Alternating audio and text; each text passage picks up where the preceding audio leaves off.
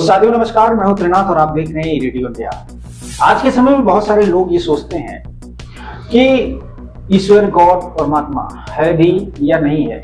तमाम लोग इस पर डिबेट करते हैं, चर्चा करते हैं और ये जानने की कोशिश करते हैं कि आखिर ये कैसे एग्जिस्ट करता है, कैसे परमात्मा का जो कार्य है वो पूरी दुनिया को चला रहा है, कैसे ये सृष्टि चल रही है। और बहुत सारे जो लोग नास्तिक हैं वो इसके इतर सोचते हैं कि परमात्मा नहीं है बल्कि सब चीज साइंस है और साइंस के बगैर इस धरती पर कुछ भी नहीं है। इन्हीं चीजों पर बात करने के लिए हमारे साथ स्टूडियो में अमृत आर्ट से स्वामी अमृत जी मौजूद हैं। ओशो के फॉलोअर हैं, बहुत ही सुलझे हुए व्यक्तित्व हैं और साइकोलॉजी में इन्होंने अपनी एजुकेशन की है। तो इन तमाम चीजों पर बात करने के लिए हमारे साथ स्टूडियो में मौजूद है। बहुत बहुत स्वागत है आपका। कैसे हैं सर आप?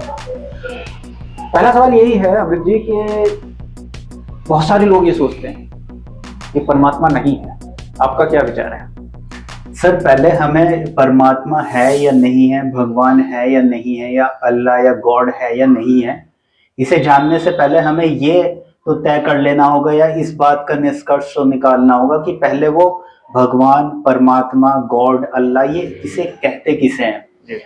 तो अगर हम पहले भगवान की बात करें तो जिन लोगों ने भी भगवान शब्द की उत्पत्ति की थी उन लोगों ने ये देखा था कि भगवान वो जो 5 तत्वों से बना है। जैसे पहले के लोग मानते थे कि हमारा शरीर 5 भूत तत्वों से बना है। तो भ से भूमि, ग से गगन, व से वायु, व प्लस अ बराबर अग्नि, यानी अ से अग्नि और न से नीर। तो ये हमारा जो शरीर है इन 5 पंचभूत तत्वों से मिलकर बना है जी। ऐसा जो व्यक्ति जान लेता था, मानना नहीं, अब तो लोगों को जैसे पढ़ लिया कहीं पे भी तो उसे मान लिया। तो ऐसे लोग तपस्या करके सब चीजें करके मेडिटेशन के थ्रू उस चीज को जान लेते थे। और जो एनलाइटेंड हो जाते थे या जिन्हें ज्ञान की प्राप्ति हो जाती थी वो अपने अंदर उस पूरे सब कुछ चीजों को देख लेते थे। ये ऐसा ही था जैसे कि आप ये समझो कि महासागर है और महासागर की आप एक बूंद हो, आप इतना जान लेते हो कि मैं उसी महासागर की एक बूंद हूँ। तो जो कुछ भी उस महासागर में है वो मुझ में है। तो उस व्यक्ति को हम भगवान कहते थे। अब अगर हम देखें तो भगवान बुद्ध कहते थे हम। तो हालांकि खुद बुद्ध भगवान को या परमात्मा को नहीं मानते, लेकिन हम उनके नाम के साथ भगवान, क्योंकि उन्होंने जान लिया स्वयं को। तो वैसे ही हम भगवान शब्द एक अलग हो गया। लेकिन एक तरह से जो दूसरे लोग बात करते हैं वो कहते हैं कि पूरा ब्रह्मांड जिससे बना हुआ है या जिसने भी बनाया है पूरे ब्रह्मांड को, वो सर्वोपरि है। एक तरह से ये कहें कि सुप्रीम पावर जिसे वो कहते हैं। तो अल्लाह अगर शब्द हम कहें तो वो यही कह रहे हैं। वो कह रहे हैं कि भाई अल्लाह वही है जो पूरे ब्रह्मांड को बनाने वाला है या जिससे ये पूरा ब्रह्मांड बना हुआ है। तो ये दोनों अलग अलग चीजें हैं। तो भगवान वो नहीं है जो जिसे वो अल्लाह कह के संबोधित कर रहे हैं। हमारे तो एक हो गया कि हम किसी को भी ऋषि मुनियों के शब्दों में भी भगवान शब्द को यूज करते हैं। तो पहले हमें ये देखना होगा। अच्छा, इसके पीछे जैसे आप कह रहे हैं कि इन चीजों को हमें देखना होगा, इसको समझने का प्रोसेस क्या हो सकता है? कैसे हम इसको जान सकते हैं कि भाई जिस प्रोसेस पे हम चल रहे हैं वो सत्य है और इसी फॉर्मूले पे चलकर हमें ये जान पाएंगे हम? देखिए सर, 2 प्रोसेस ही हैं, हमेशा से 2 प्रोसेस रहे हैं। अब हम एक साइंटिफिक प्रोसेस कहते हैं और एक बिलीफ सिस्टम कहते हैं। अब बिलीफ सिस्टम क्या है कि जैसे आप या मैं किसी हिंदू धर्म में अगर पैदा हुए तो हम उन्हीं रिचुअल्स को फॉलो करते चले जाएंगे जो हमें बचपन से बताते चले गए। अगर हमें बचपन से बताया गया कि भगवान होते हैं तो ठीक है, हम उनको मानते चले आ रहे हैं। मान रहे हैं हम, जाना हमने कुछ नहीं है। तो अगर इस दुनिया में 8 अरब लोग हैं और 8 अरब लोगों में से 6 अरब लोग इस दुनिया में, फॉर एग्जाम्पल हम मान लेते हैं कि ये सब लोग भगवान को मानते हैं, तो उनके मान लेने से भगवान को जानना नहीं हुआ उनका। एक व्यक्ति होते हैं कि वो कहते हैं कि हम भगवान को नहीं मानते, तो उनके ना मानने में इतना ही सच है जितना इनको मानने वालों का सच है, क्योंकि जानता तो वो भी नहीं है। तो जो बीच की कड़ी आती है वो ये आती है कि अगर व्यक्ति ये स्वीकार कर ले कि मैं नहीं जानता, तो पहला जो प्रोसेस है वो इस सच को स्वीकार करना है कि मैं पहली बात तो नहीं जानता कि भगवान है। पहला या स्टेप यही नहीं। होगा। हाँ, हाँ, कि अपनी रियलिटी आप स्वीकार करें कि भाई मैं नहीं जानता। मैं नहीं जान पा रहा हूँ। तो अभी जो डिबेट हुई थी उसमें मुझे एक यही जो मुफ्ती साहब उनको कह रहे थे, जावेद अख्तर जी को, वो कह रहे थे कि आपके ऊपर जितना बर्डन ऑफ प्रूफ है उतना ही मेरे ऊपर है। मतलब अगर मेरे ऊपर आप कह रहे हो कि आप साबित करके दिखाओ, तो अगर आप किसी चीज को अस्वीकार कर रहे हैं तो उसके पीछे भी तो आपका एक लॉजिक होना चाहिए ना। बिल्कुल, यही बात है। तो पहले जब जैसे हम स्वीकार करेंगे कि मैं नहीं जानता, तो वहां से जानने के लिए आपके एक पड़ाव शुरू होगा। और वो जानने का प्रोसेस कहाँ से है कि तुम अगर मान लिया कहने के लिए निकले हो कि हमें तो महासागर को जानना है, जहां से सारा पानी आ रहा है, जहां हम चाहे नल में निकाल लें, कहीं कहीं से भी लें, तो सारा पानी जहां से भी आ रहा है हमें वहां, और मान लीजिए कि वो महासागर ही है ऐसा स्रोत कि जहां से सब आ रहा है पानी। तो अब हम उसे जानने के लिए पहले उस थोड़े से पानी को, फिर थोड़े से, या आप ऐसा थोड़ा ही करते हैं जब लेबोरेटरी में आप टेस्ट करते हैं साइंटिफिकली, तो आप ऐसा थोड़ा ही करते हैं जब आपको समुद्र के पानी को जानना होता है तो सारे समुद्र के पानी को ले जाके हाँ, टेस्ट करेंगे। शुरुआत आप थोड़ा सा, हाँ, आप थोड़ा सा क्या करेंगे, इतना सा एक लिया पानी और उसको टेस्ट किया, उसके अंदर क्या क्या है वो सब आप गुण पता करेंगे। ये मुझे आपके ब्लड टेस्ट लेना, ये थोड़ी कि आपका सारा ही ब्लड निकाल लेंगे, थोड़ा सा लिया और उसी में आपका सारा कुछ पता चल जाएगा। वैसा ही हमारे अंदर है। अब जैसा इन दोनों ने अभी जो मुफ्ती साहब थे और जावेद अख्तर की जो डिबेट हुई थी, जो उनकी डिबेट हुई थी, उनमें उन्होंने सब चीजों पे बाहर बाहर की तो बहस कर ली। उन्होंने कहा कि अगर हम किसी आइलैंड पे चले गए, वहां बॉल पड़ी हुई मिल गई, तो हम उसे देख के कहेंगे कि ये कहां से आई, तो हमारे अंदर जानने की उत्सुकता हुई। लेकिन उन दोनों में से किसी ने भी ये नहीं कहा कि जैसे ही मैं बाहर बाहर की चीजों को, ये कहां से आया, ये कैसे हुआ, तो मेरे अंदर मुझे ये भी तो आना चाहिए था कि यार मैं कौन हूं, मैं कहां से आया, मुझे खुद को जानना है। हाँ, सबसे पहले शुरुआत तो सबसे यही पहली तो शुरुआत यही है ना कि तुम दूसरी चीजों को, तुमने छतरी देखी, कुछ ये सिस्टम देखा, कुर्सी देखी, यार ये कुर्सी कैसे बनी, इसे किसने बनाया होगा, वो इस तरह की बेतुकी बातों में तो उलझे हैं। लेकिन शुरुआत यहाँ से नहीं कर रहे कि मुझे पहले खुद को जानना है। अगर मैं ये शरीर हूँ, शरीर तो बहुत ही क्या, लेकिन उसके पीछे बोलने वाला कौन है, ये जो इन सब चीजों को समझ रहा है, वो समझ जिसके पीछे काम कर रही है वो कौन है।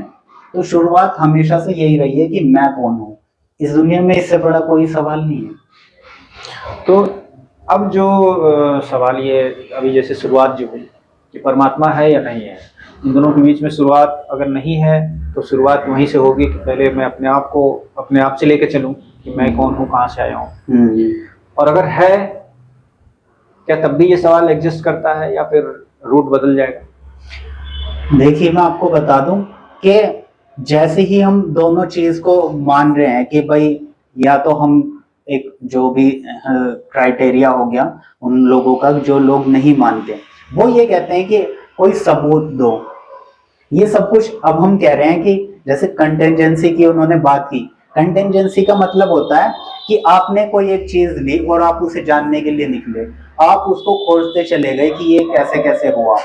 उस चीज का जो लास्ट पॉइंट होगा आप कह देंगे कि भाई अच्छा, हमने जाना कि ये जो हम इस समय रिकॉर्डिंग करते हैं, किसी से बात कर रहे हैं, ये कहाँ से हो रही है, हम यहाँ पे अभी वीडियो में हैं और इतने सारे लोग हमारी छवि को कैसे देख पा रहे हैं, ये छवि कहीं और तार नहीं जुड़े और ये कहाँ से एकदम उनको दिखाई दे रही है, इस सब के पीछे क्या काम कर रहा है। फिर उसके पीछे जाते चले जाएंगे, ऐसे ही एक लास्ट पॉइंट आएगा जिस पे जाके साइंस कहेगा कि यही वो मेन चीज है जिससे पूरे ब्रह्मांड की उत्पत्ति हुई है, इसके अलावा कुछ भी नहीं है। तो उसी चीज को वो कह रहे हैं कि यही तो हम कह रहे हैं कि यही परमात्मा है। क्योंकि उसको वो अगर गलत तब होता है जब वो कोई एक उसको कोई आकार के रूप में कहते हैं कि उसका ये आकार है। उन्होंने डिफाइन ही नहीं किया कि कोई आकार है, वो तो कह रहे हैं वो तो निराकार है, कि उसके बारे में कुछ कहा ही नहीं जा सकता। तो अब जो ये बात है जैसे कि है या नहीं है, इस बीच में जब कोई फाइंडिंग होती है तो बहुत सारे लोग जो है वो अपनी बातों पे अड़े रहते हैं अपने तर्कों के साथ। जो नास्तिक होते हैं वो अपनी बातों पे अड़े रहते हैं अपने तर्कों के साथ। क्या समाधान निकल सकता है? आप क्या मानते हैं कि परमात्मा के बिना सृष्टि का संचालन संभव है या नहीं? अब देखिए, मैं आपको इसे एक उदाहरण से देके समझाता हूँ। गौतम बुद्ध एक बार जा रहे थे, तो एक आदमी ने उनसे सवाल किया कि क्या परमात्मा है? तो उन्होंने कह दिया हाँ परमात्मा है। ये कह के वो आगे निकल गए। आगे जाके एक आदमी उनसे मिला, उसने भी यही सवाल पूछा कि क्या परमात्मा है? उन्होंने कह दिया परमात्मा नहीं है। उनके साथ उनका शिष्य आनंद, जो उनका सबसे करीबी शिष्य था, वो उनके साथ होते थे। तो उन्होंने पूछा गौतम बुद्ध से कि आपने एक इंसान को ये कह दिया कि भाई परमात्मा है, हाँ परमात्मा या भगवान है, और एक से कह दिया कि परमात्मा नहीं है, तो ये क्या हुआ? ये कौन सी एक तरह से कहें कि हम दो तरफ वाली बात है। हाँ, तो उन्होंने कहा कि पहले जो व्यक्ति मिला था जिससे मैंने कहा कि परमात्मा है, वो परमात्मा को नहीं मानता था। अगर मैं उससे ये कह देता कि परमात्मा नहीं है, तो उसके अहंकार को और तृप्ति मिल जाती। लेकिन उसका परमात्मा को ना मानना उसकी अपनी समझ नहीं थी, ना ही उसने कुछ खोज की थी। और वो ये बताता फिरता, देख लो गौतम बुद्ध आए हुए हैं पूरे गांव में, वो और खुद गौतम बुद्ध ने मेरे से कहा है कि परमात्मा नहीं है। उसके अहंकार की तृप्ति होती। दूसरा जो आदमी मुझे मिला था जिससे मैंने कहा परमात्मा नहीं है, तो वो परमात्मा को मानने वाला था। अगर मैं उससे कह देता कि परमात्मा है, तो वो कहता देखो मैं तो पहले ही कह रहा था, बात खत्म हो गई है। तो इन दोनों की गाड़ी यहीं पर रुक जाती है, इनकी आगे का सफर तय नहीं होता। मैं आपको एक और उदाहरण देता हूँ। रूस की क्रांति के बारे में आपने सुना है? रूस में क्रांति हुई है, दो तरह के लोग होते थे वहां, एक परमात्मा या भगवान को मानने वाले और एक नास्तिक और आस्तिक हम कह सकते हैं। इन दोनों में लड़ाई हुई और इन दोनों में से जीत वो गए जो नास्तिक थे। तो जो आस्तिक थे वो तो बेचारे के तो विश्वास ही उठ गया कि यार हम तो परमात्मा को इतना मानते हैं, और उन्होंने उस दिन से परमात्मा को मानना बंद कर दिया। उनकी यानी उनका मानना किस पे टिका हुआ था? सिर्फ इतनी छोटी सी समझ है। मैं आपको एक और उदाहरण देता हूँ अपने दोस्त का, बिल्कुल करीबी दोस्त है। उसका प्रेमिका वाला चक्कर चल रहा था, तो वो कावड़ लेने भी गया, सब काम करने गया, उसने सारे जतन कर लिए, उसकी शादी उससे नहीं हुई, और जैसी नहीं हुई उसकी कहीं शादी और होगी। बस अब वो परमात्मा के नाम से बिल्कुल चलने लगा, और उसे ऐसा हो गया कि परमात्मा तो कोई होता ही नहीं है, बहुत कोई किसी का बनाया हुआ लोगों को धोखा है। तो अगर उसकी संतुष्टि हो जाती, वो एक सिर्फ एक लड़की के आधार पर टिकी हुई है उसका विश्वास, तो हम जिसे विश्वास और अविश्वास कह रहे हैं वो कहां से आ रहा है? ये भी मैं आपको बता दूं। देखो, एक होती है आस्था और एक होता है बिलीफ सिस्टम यानी विश्वास। विश्वास तो वैसे ही हो गया कि जैसे आप कहते चले आ रहे हैं, घर में पूछते चले आ रहे हैं, तो वो आपको एक मान्यता के रूप में आपने स्वीकार कर लिया, ये तो आपका विश्वास हो गया। आस्था जन्म लेती है जब आपने प्रैक्टिकली उस चीज में अपने आप को झोंका हो, वो चीज काम करके देखा हो, उसको करने के बाद जो रिजल्ट आपके सामने आया, उससे जो वो उसके प्रति आपकी अनुभूति हुई ना, उसको हम आस्था कहते थे। तो शुरुआत तो आपको कहीं ना कहीं से करनी ही पड़ेगी, लेकिन करनी तो पड़ेगी ना शुरुआत। हाँ, शुरुआत तो करनी पड़ेगी। लेकिन जो आजकल बहुत सारे लोग हैं उनका ये मानना होता है कि जो भगवान को भरोसा करते हैं वो तो हर एक चीज़ में उन्हीं को शुक्रिया करते हैं, उन्हीं का अभिवादन करते हैं, और ये कहते हैं कि उनके बिना कुछ भी नहीं हो सकता। इसी बात को नास्तिक लोग पकड़ लेते हैं कि अगर परमात्मा के बगैर इस धरती पर कुछ नहीं हो रहा है तो बलात्कार कैसे हो रहे हैं, दुर्घटनाएं कैसे हो रही हैं? क्या परमात्मा चाहता है ये बुरे काम हो? देखो मैं बताऊं, अभी उसी डिबेट में फ्री विल नाम की बात भी हुई थी। तो उन्होंने कहा, और ये बात सच भी है, कोई भी चीज है, हर चीज के आपने देखा होगा दुनिया में ऐसा कुछ भी नहीं है जिसके दो पहलू ना हो, क्योंकि जैसी वो चीज बनी थी उसका दूसरा पहलू भी बन गया था। आप इस दुनिया में कुछ भी चीज बनाओगे, जहर है तो अमृत है, अच्छाई है तो बुराई है, उसके दोनों पहलू होंगे। और वैसे ही अगर फ्री विल का मतलब होता है आपको आजादी है। आपके सामने मैं ये ऑप्शन रख दूं कि आप ये चुन सकते हो या ये चुन सकते हो, मैं तो आपको ऑप्शन दे रहा हूं, आप जाएंगे कि आपको किस तरफ जाना है। अब लोगों के जो ये तर्क है ना कि भगवान ने बुराई को बनाया क्यों था, क्या जरूरत थी बुराई को बनाने की, जरूरत नहीं होती, वो ऑटोमेटिकली पूरे क्रिएशन में, इस वर्ल्ड के, इस सृष्टि के, यूनिवर्स के क्रिएशन में वो मौजूद ही है। तो जैसे ही आप एक भी कोई पाथ चुनेंगे, वो दूसरा, वो आपको तय करना पड़ेगा कि अब मैं इस राह पे निकल रहा हूं। तो वो आपके ऊपर डिपेंड है ना। ये जो बात है कि लोग इतने सारे हत्याएं हो रही हैं, ये क्यों होने दे रहा है परमात्मा? परमात्मा ने हर किसी को अपनी समझ दी है, वो अपनी, तो कई समय बाद जाके उसे, अब अंगुलीमाल था तो अंगुलीमाल भी तो कत्ल करता फिर रहा था ना। नहीं तो लोगों का सवाल फिर ये क्यों होता है कि आप अच्छा ही काम करो तो परमात्मा रिकॉग्नाइज करेगा?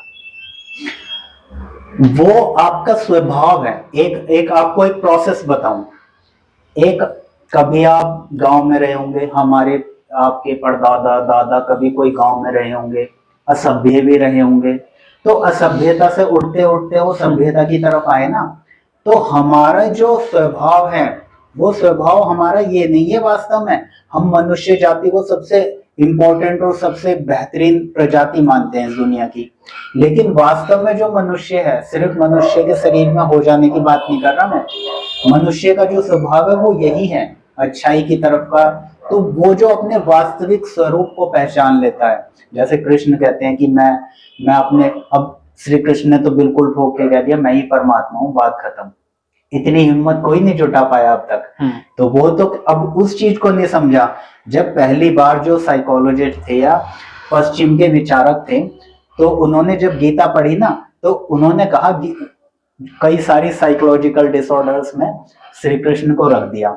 उन्होंने कहा कि ये तो आदमी कोई मानसिक, ये जो साइकोलॉजिकल हमारे डिसऑर्डर है, ये उनमें से, क्योंकि नार्सिसिस्टिक पर्सनैलिटी भी मिल रही है। नार्सिसिस्टिक पर्सनैलिटी कहते हैं जैसे कोई व्यक्ति अपने ही मोह में पड़ जाता है और वो अपने आप को ही सर्वोपरि समझने लगता है कि मैं ही हूँ, एको हम।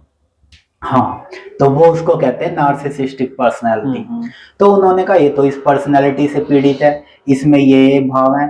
तो वो समझ नहीं पाए, वो सिर्फ इतना ही कह रहे थे कि मैंने ये जान लिया कि जो भी चीज सब क्रिएशन कर रही है मैं उसका हिस्सा हूँ, और जब मैंने पूरी तरह से ये जान लिया तो मैं सब कुछ और चीजें भी क्यों कर रहा हूँ, जो ज्ञान दिया गया गीता का वो क्यों कर रहा हूँ और क्या होगा। तो उन्होंने कह दिया मैं ही हूँ जो करने वाला है सब कुछ।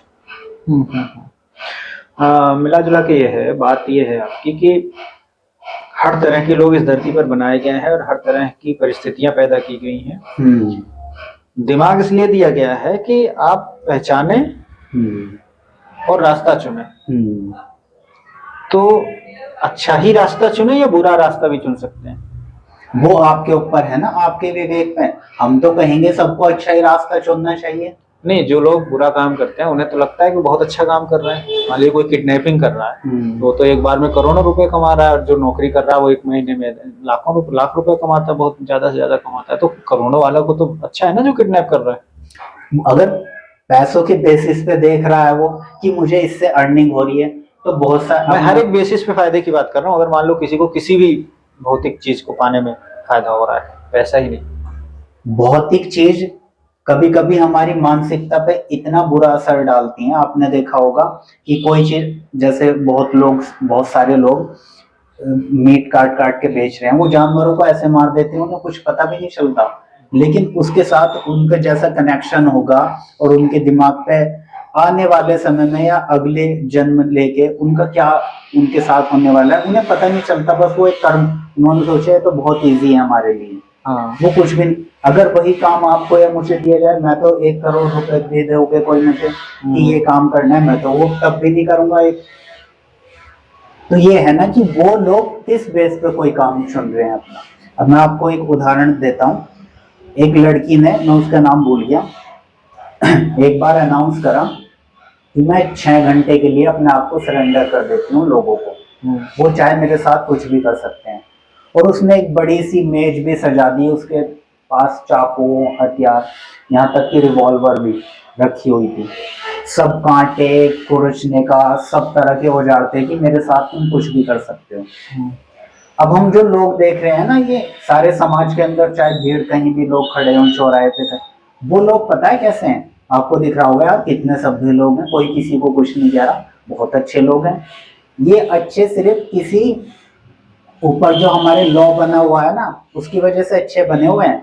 अगर आज आप सबको आजादी दे दो कि कोई कानून कुछ नहीं कहेगा, तुम अपनी मर्जी से जो चाहे कर सकते हो किसी के साथ, फिर देखो आप कितनी मारकाट चलेगी, कितने बलात्कार शुरू हो जाएंगे। तो उस लड़की के साथ शुरू शुरू में तो बहुत लोगों ने कोई ऐसे टच कर देता प्यार से, कोई कैसे, फिर किसी ने आके कोई थोड़ा सा ब्लेड का कट मार दिया कि जब कुछ भी नहीं कह रही, और वो लड़की बिल्कुल सुनने से रही 6 घंटे तक। किसी ने सोचा कि इसके कपड़े फाड़ दो, किसी ने यहाँ से कट कर दिया, किसी ने कुछ हाथ लगा दिया, किसी ने कुछ कर दिया। इस तरह का उसके साथ 6 घंटे का व्यवहार रहा, और भीड़ जमा होगी, और ये सब चीज उसने रिकॉर्ड करा। तो 6 घंटे के बाद ही जैसे उसने देख लिया 6 घंटे पूरे हो गए, जिन जिन लोगों ने उसके साथ वो मार काट की थी, किसी ने कुछ कुछ करा था ना, वो लोग उससे आंख भी नहीं मिला पा रहे थे। तो वो देख रही थी उनकी तरफ कि मैंने इसका क्या किया था जो इसने मेरे साथ मतलब ऐसे ऐसे ही करा। वो लोग वो सोच रहे थे कि यार हमारे अंदर ये कहाँ से आई ऐसी करने की प्रवृत्ति, और यार हम इस लड़की से मतलब आंख भी नहीं मिला पा। तो ये जो प्रवृत्ति है ना, अच्छाई और बुराई आपके अंदर है मौजूद, मैं भी हूं। अगर मेरे साथ, तो मुझे देखना है कि मुझे अपने किस पहलू को, अपने इन दोनों पहलुओं में से अच्छाई और बुराई के किसको इम्प्रूव करना है। कुल मिला जुला के ये है कि दैत्य, दानव, मानव और भगवान सब इसी धरती पर हैं, और सभी अपने अपने हिसाब से इस धरती को, इस सृष्टि को बरकरार रखने में, चलाने में मदद कर रहे हैं। इंसानों की अपनी समझ है, वो किसे चुनता है, किसे आगे बढ़ाता है। परमात्मा को मानना न मानना भी उसी के अपनी समझ के ऊपर स्थिर है। शुरुआत स्व से करनी होगी। स्व का मतलब खुद से, स्वयं से, अपने आप से करनी होगी। पहले आप खुद को जानो, खुद के पीछे जानने की जो प्रोसेस है उसका तमाम तरह तरह अलग अलग प्रोसेस हैं, उनका इस्तेमाल कर सकते हैं आप। परमात्मा को न मानने वालों को भी शुक्रिया, धन्यवाद, इसलिए कि आप इस धरती पर बने हुए हैं। परमात्मा नहीं है, उसके बिना भी आप चल रहे हैं, एक अज्ञात के हाथों चल रहे हैं। और मानने वालों को भी शुक्रिया कि आप परमात्मा के हाथों में रहकर इस धरती को सुंदर बना रहे हैं। आपके अगर कोई सवाल हो तो कमेंट बॉक्स में आप छोड़ सकते हैं। अगले एपिसोड में हम इस पर भी बात करेंगे कि आपके जो सवाल होंगे उनका जवाब देने की कोशिश करेंगे। अमृत जी साइकोलॉजिस्ट हैं और ओशो के शिष्य भी हैं, परमात्मा के रास्ते पर चलने वाले हैं। इनका मानना ये है कि परमात्मा है और बिना उसके इस धरती पर कुछ भी संभव नहीं है। हालांकि बीच में बहुत सारी ऐसे ऐसे की फैक्टर आ जाते हैं, ऐसे ऐसे सूत्र आ जाते हैं जिनका इस्तेमाल करना आवश्यक है। तो स्वामी जी बहुत बहुत धन्यवाद, आभार इस सुंदर बातचीत के लिए। अगले एपिसोड में फिर मिलेंगे किसी और टॉपिक पर। दीजिए इजाजत, नमस्कार। नमस्कार।